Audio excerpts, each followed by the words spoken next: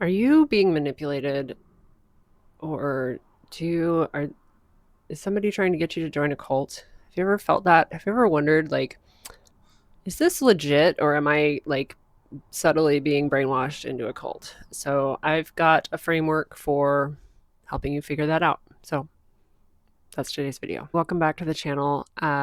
Today I wanted to share a little bit more general, kind of less specific about human design and a little more just like general advice and frameworks for existing as a spiritual person. So, if you're new to the channel, my name's Kat, and I'm usually here exposing human design and showing you how it actually works.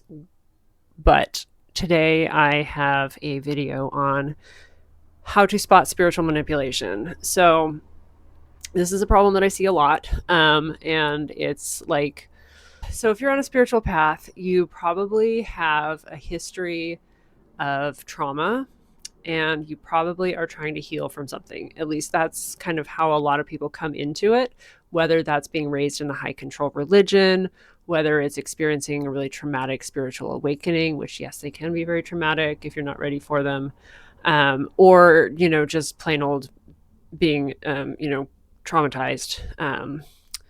And because a lot of people who come into the spiritual community or this, who have spiritual awakenings and who are on a spiritual path are traumatized, it makes you a target for manipulation. And so I wanted to share a few of my kind of red flags for spiritual manipulation, whether that's in a human design teacher, whether it's in, any type of person that you're going to view as an authority, or like a guru or anything like that. So the number one thing, the most important thing is they're going to use fear to try to control you, right? So we see this with human design when teachers say you have to follow your type and strategy or you will suffer the consequences, right? That's fear. But it can also be subtle. It can be things like the fear of missing out. Marketing, right? Constantly has that.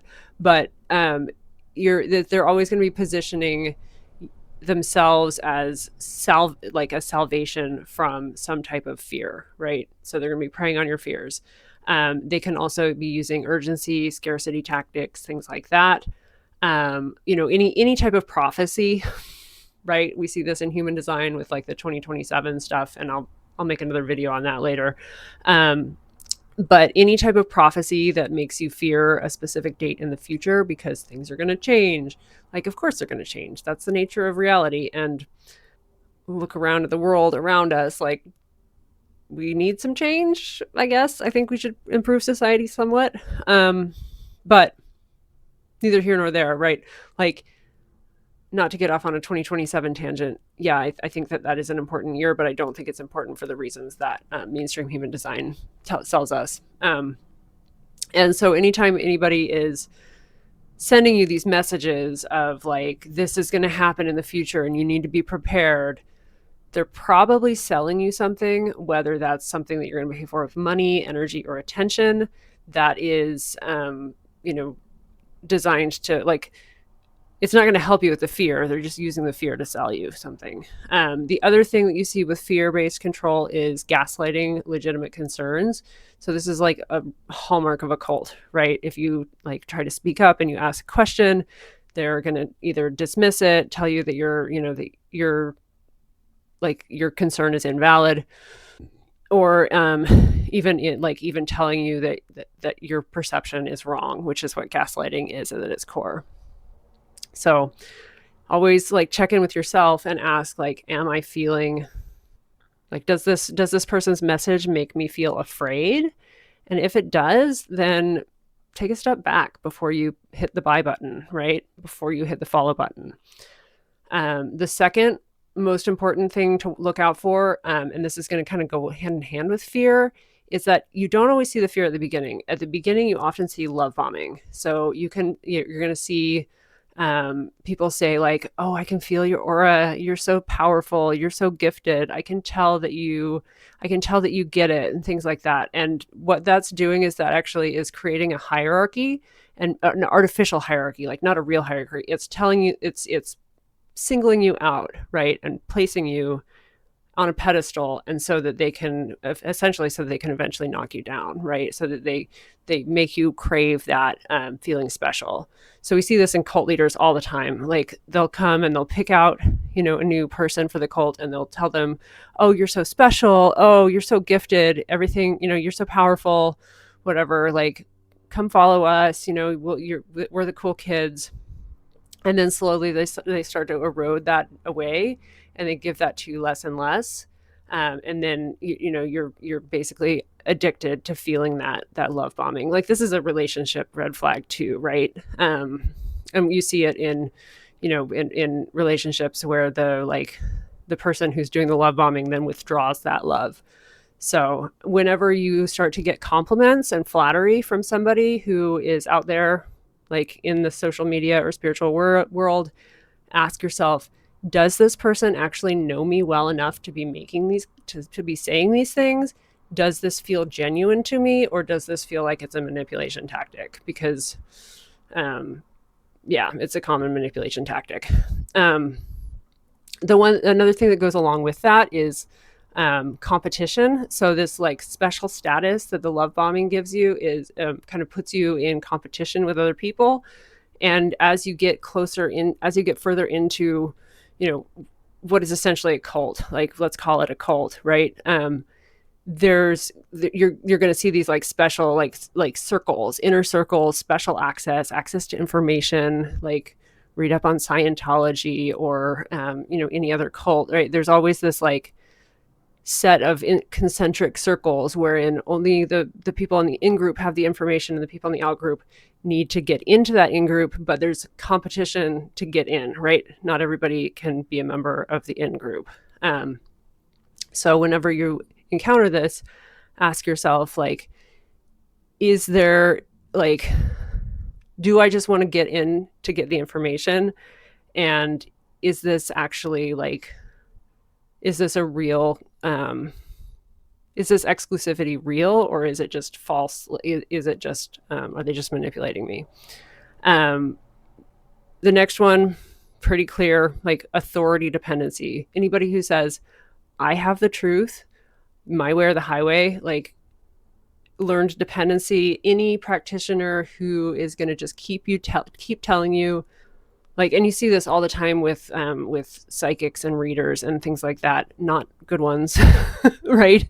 But the ones who are there for manipulation, is that they're going to keep feeding you just exactly what they need, what they know they need to say to get you to keep coming back, and that's going to create dependency, right? A good practitioner, a good teacher, a good anybody who is further along in the journey, who is there to help other people come along, eventually wants you to graduate, right? Eventually wants you to maybe not exceed the teacher in that same path, but in your own path, right? Recognizes the individuality in you and gets you, like, eventually you're going to graduate, right?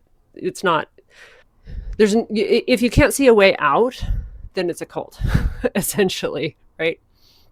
And then the fifth one is a little bit harder to spot unless you have some, unless you have had some psychic training and know how to like look at energy and how to see it.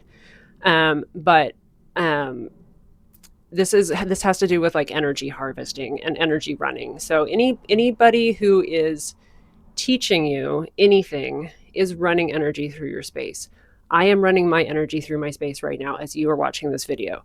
But some people will also have, and I'm going to just do a little bit of it right now just so you can get a taste for it, so they will have energy running in the background that's designed to harvest your own energy and pull it in, right? Do you see what I just did there?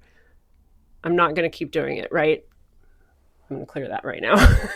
But you'll see that, right? And you're as you become more sensitive to energy and as you become more discerning, you're going to be able to notice this undercurrent under people's communications, whether it's text space and social media, or whether it's in video format or photos, right? Every piece of media carries an undercurrent of energy to it. And sorry, I have to keep clearing that one.